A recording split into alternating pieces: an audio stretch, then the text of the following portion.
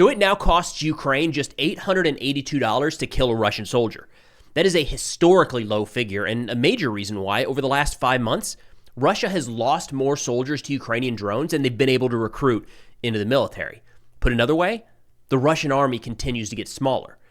In fact, Alexander Bonov of the Carnegie Endowment said, quote, "Even the most patriotic pro-war Russian bloggers have stopped calling for general mobilization because it would only mean more people killed by drones." Now, this data comes from the Ukrainian Unmanned Systems Forces, where they issued their monthly report a few days ago saying, quote, "Exchanging an enemy's carcass for a drone worth $300 to $500 is the best exchange rate in the world." They said they have carefully calculated this system over the course of the last 11 months, and the cost to kill a Russian soldier has come out to $882.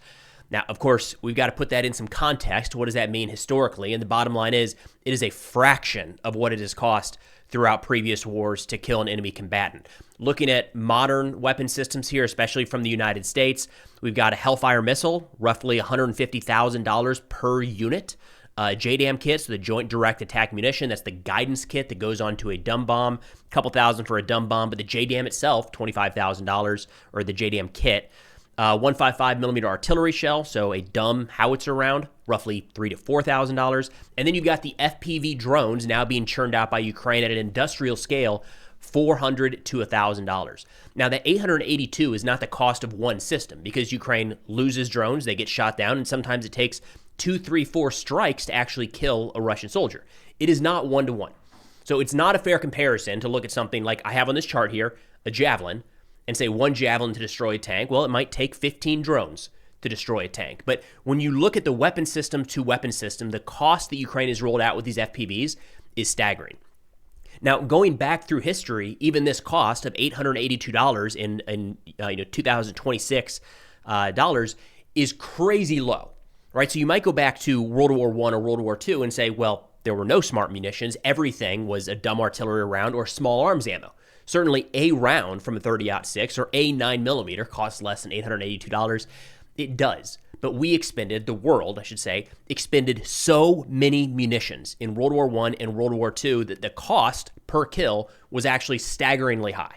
Now, this is far from an exact science, so you can go down a bunch of different rabbit holes here, but there was an estimate that in World War II, it took U.S. soldiers 445,000 rounds to kill one enemy combatant. Think of the math that goes into that. The number of rounds that are fired versus the number of German or Japanese soldiers that were found killed or confirmed killed. 45,000 rounds ends up being a little bit more than $882. So no matter how you look at this, that is an incredibly cost-effective way for Ukraine to eliminate the attacking army on their territory. We have to keep this in mind. When you're talking about cost restriction, and, we're seeing this with the Shahed drones coming out of Iran right now, targeting U.S. bases, and I believe that's what was used to kill U.S. service members in Kuwait. Our adversaries are looking at the more cost-effective ways. They're not trying to come up with necessarily the fastest, hypersonic maneuverable ICBM that we aren't going to be able to shoot down that costs millions of dollars or more. They're coming up with low-cost ways to swarm, to overwhelm air defense systems. Ukraine is leading the charge in this sense with their FPVs, and it is taking a serious toll on the Russian army. Russian mill blogger Maxim Klishnikov said, quote, "On the front, there's an obvious stalemate. The armed forces of Ukraine are capturing the lower sky. How do we advance in such conditions when the logistics are also being hit?" And what that's led to over the course of the last 6 to 12 months are just staggering Russian casualties. In fact, we'll get into it here in a minute. We've got the newest estimate of confirmed Russian losses in this war, and it's shocking. We do not have a good comparison here in the United States. Spoiler alert, it's 3 times higher than all U.S. losses from every conflict since World War II combined.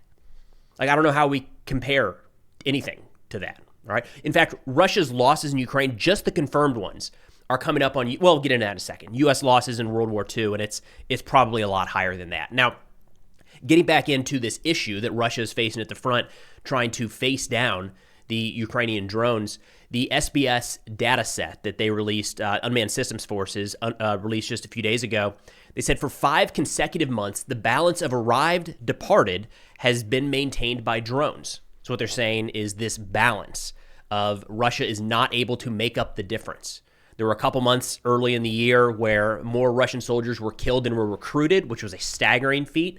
Since then, it hasn't necessarily been that dramatic. I think it was January, saw the most significant difference. Hasn't been as dramatic, but Russia has not been able to make up that difference still. They say on the negative increase of the occupying grouping in figures, according to the provided data, in the period from December 2025 to April 2026, the enemy mobilized and recruited 148,000 personnel.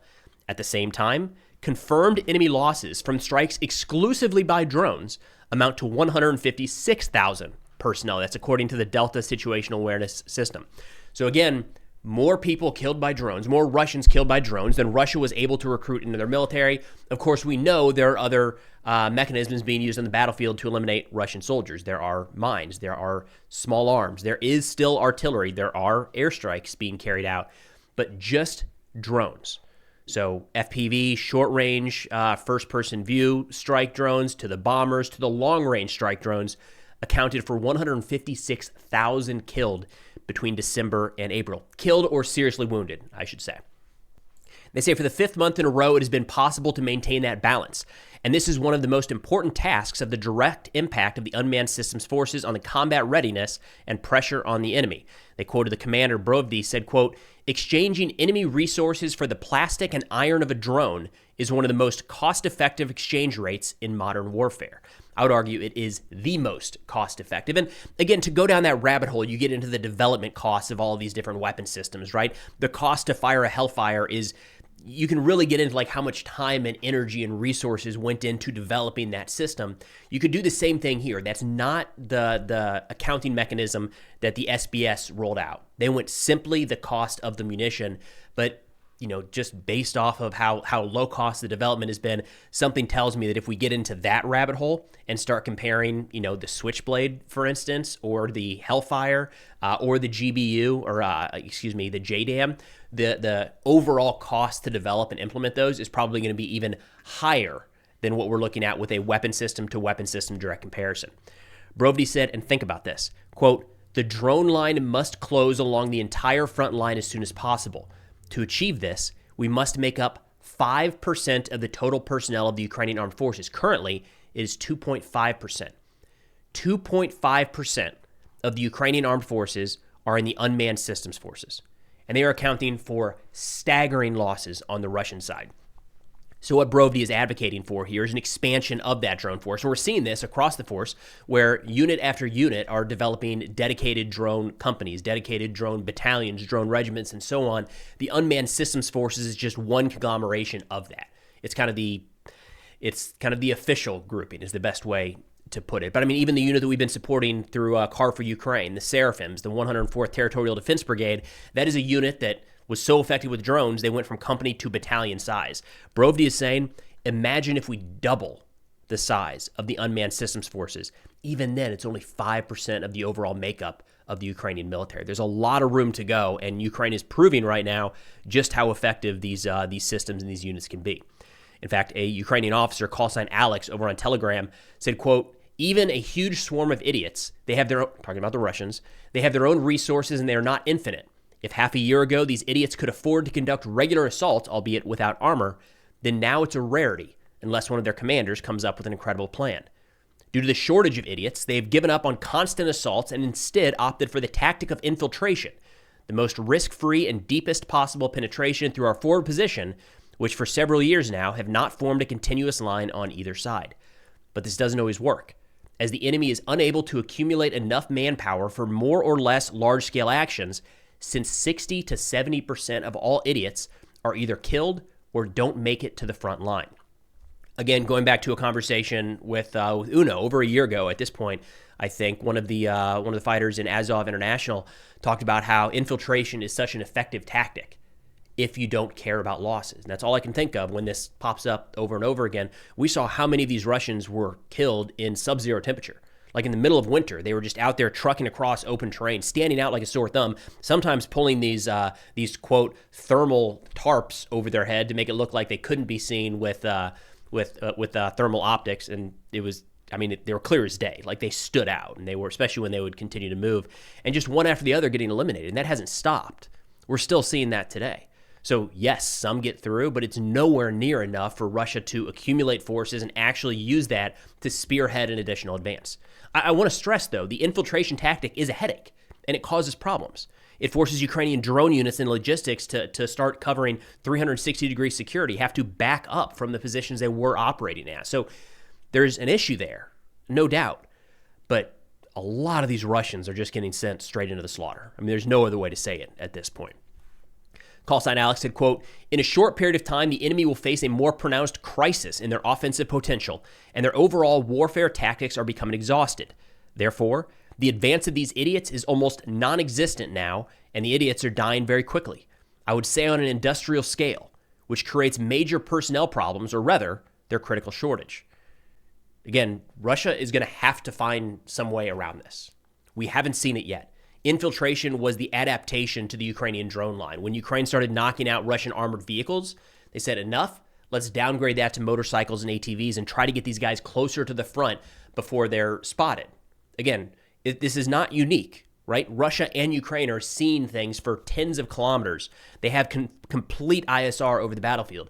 The difference is that Ukraine is on the defensive. They're waiting for Russians to come to them, and the Russian commanders have this incentive to constantly be on the attack.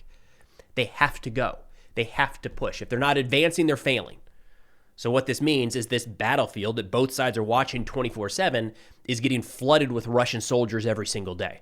The Ukrainians are staying in their defensive positions and at times carrying out very deliberate, relatively small-scale clearance operations, but across the entire front, especially in the south and the east, we're seeing Russian soldiers every single day exit their fighting position and cross their fingers, hope for the best. Maybe they won't be the one spotted by Ukrainian drones, but most of them are.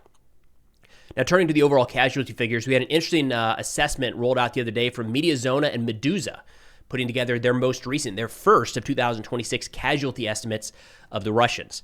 They said based on the probate registry, it puts the number of male Russian citizens aged 18 to 59 killed in the war between the start of the full-scale invasion and the end of 2025 at 352,000. They say that estimate only covers Russian citizens whose deaths have been officially confirmed. So another way to say that number's low. All right, so that is only going up to the end of 2025. So we're already missing 5 months worth of data. They say that is on the low side even then. And we do have estimates from Ukraine, from the UK, and from the United States that put Russian losses above that. And this is killed in action.